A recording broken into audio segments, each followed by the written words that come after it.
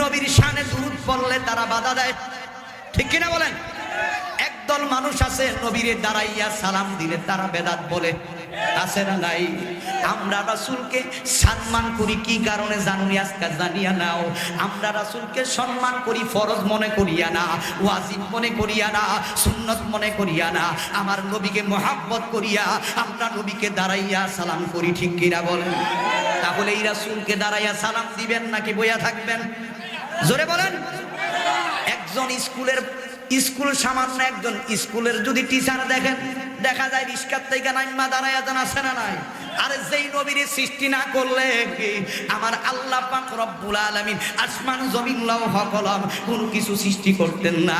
ওই নবীর যদি দাঁড়াইয়া সালাম দেয়, যদি আপনাদের কষ্ট লাগে আপনারা কইরেন না, ঠিক কিনা বলেন? কিন্তু এটি নিয়ে বিরোধিতা করা যাবে? বলেন, এটি নিয়ে বিরোধিতা করা যাবে না। এই এলাকায় মনে আছে আসেনিও মাশাআল্লাহ, চিলারা এলাকার মানুষ তো সুন্নি এলাকার মানুষ আছে, এই রোগে পাইছে সব জায়গায়, ঠিক কিনা বলেন? হুজুর বাংলাদেশে সব জায়গায়, কিন্তু এইগুলি আগে ছিল না, ঠিক কিনা বলেন? এই বাংলাদেশে যখন ইসলাম কোন নবীর আসেন নিয়ে আসেন নাই, আসছেন বলেন? কোন সাহাবীরা, কোন তাবে তাবাইন, কোন আম্মাই মুস্তাহিদিন, সলফে সালিহিন, কোন এই বাংলার জমিনে ইসলাম নিয়ে এসেছেন আল্লাহর ওলিরা, ঠিক কিনা বলেন?